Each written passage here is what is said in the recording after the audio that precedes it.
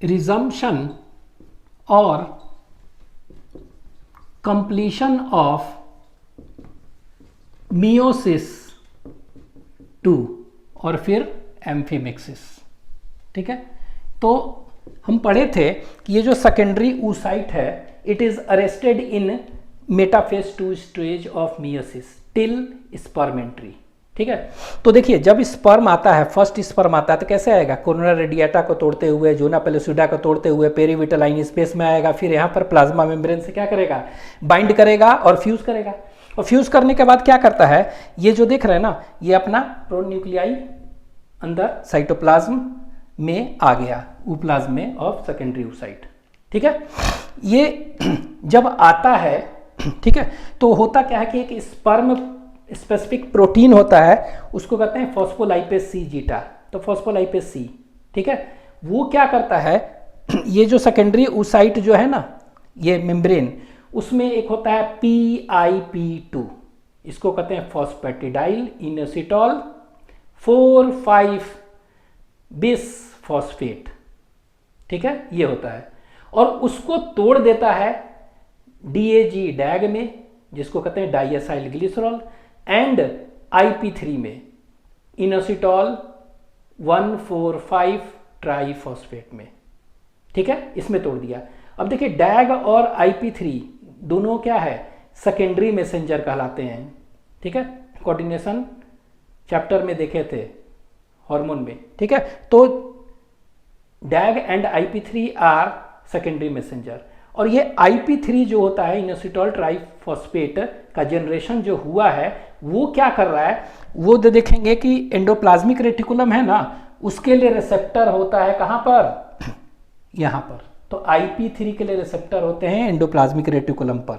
तो IP3 क्या करेगा, उस रिसेप्टर को बाउंड करेगा, और जैसे ही बाइंड करेगा, यहाँ पर क्या होते हैं, कैल्शियम चैनल्स होते हैं। क्या होते हैं, कैल्शियम चैनल्स होते हैं। ठीक है, तो ये देखिए कैल्शियम चैनल्स है। ठीक है, तो ये कैल्शियम चैनल से ढेर सारा क्या निकलने लगेगा, ये ढेर सारा कैल्शियम निकलने लगेगा। ठीक है, ये कैल्शियम निकल रहा है, ढेर सारा निकलेगा। ठीक है, सभी जगह से। अब ये कैल्शियम जो निकल गया ना, जैसे ही ढेर सारा बहुत ज़्यादा कैल्शियम हो जाएगा, तो ये क्या करेगा, इट विल प्रोमोट। अब ये कैल्शियम जो ढेर सारा निकल रहा है ना, ये क्या करेगा, एक होता है एनाफेज प्रोमोटिंग कॉम्प्लेक्स। क्या होता है, एनाफेज प्रोमोटिंग कॉम्प्लेक्स। तो उसका ये क्या कर देगा, एक्टिवेशन। ये क्या कर देगा, बहुत ज़्यादा अगर हो जाएगा कैल्शियम, तो ये कैल्शियम डिपेंडेंट होता है, तो ये एक्टिवेशन कर देगा ऑफ एनाफेज प्रोमोटिंग कॉम्प्लेक्स का। ठीक है, कॉम्प्लेक्स। तो ये जो APC कॉम्प्लेक्स होता है, ये क्या होता है, इट इज कैल्शियम डिपेंडेंट। तो ये देखिए मेटाफेज में रुका था ना, प्रोफेज मेटाफेज, मेटाफेज के बाद क्या हुआ, एनाफेज, टीलोफेज, ये सब है ना। तो देख रहे हैं जैसे ही एनाफेज प्रोमोटिंग कॉम्प्लेक्स क्या हो गया, ये एक्टिवेट हो गया। अब क्या हो गया, ये मेटाफेज जो रुका हुआ था वो चालू हो गया, और फिर क्या हुआ, कंप्लीट कर लिया, क्या, कंप्लीशन और रिजम्पशन ऑफ मियोसिस 2। ठीक है, वो कर लिया। और कंप्लीट जब कर लिया तो क्या हो गया, फिर देखेंगे टू फॉर्म एग और ovum and second polar body बना दिया ना। तो ये देखिए एग और ओवम और एक छोटा सा सेकेंड पोलर बॉडी। तो ये जब बना दिया तो एग और ओवम का प्रोन्यूक्लियाई है, और ये जो स्पर्म का प्रोन्यूक्लियाई है, दोनों फ्यूज कर जाएगा, और उसी को क्या कहते हैं, एम्फीमिक्सिस। ठीक है, तो इतना हो रहा है, तो ये पॉइंट्स लिख ले रहे हैं। तो कैसे होगा रिजम्पशन, तो हम इसको कह सकते हैं कि फर्स्ट स्पर्म oocyte बाइंडिंग। ठीक है, तो देखिए बाइंड किया, इसके बाद फर्स्ट स्पर्म का क्या हुआ, न्यूक्लियाई ना, तो first sperm nuclei enters 2 degree oocyte cytoplasm. ठीक है, ये आ गया, और इसके क्या हुआ, ये चैनल खुले, तो कौन सा, एक्टिवेशन ऑफ, कैसे लिख दे रहे हैं, एक्टिवेशन ऑफ इनोसिटॉल फॉस्फोलिपिड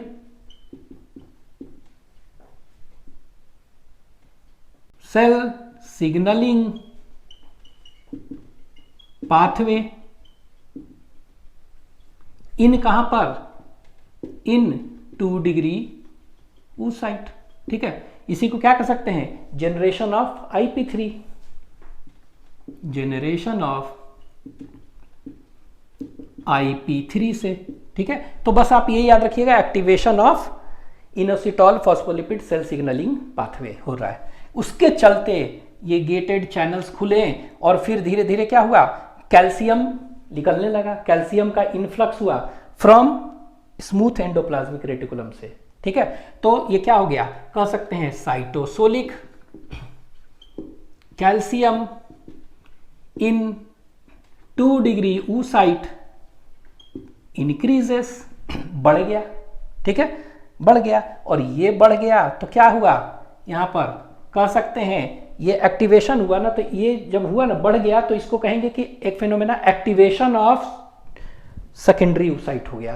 तो इट इज नोन एज, कह सकते हैं एक्टिवेशन हुआ, activation of 2 degree oocyte।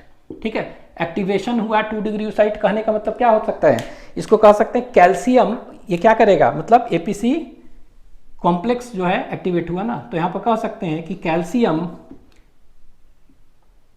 Dependent activation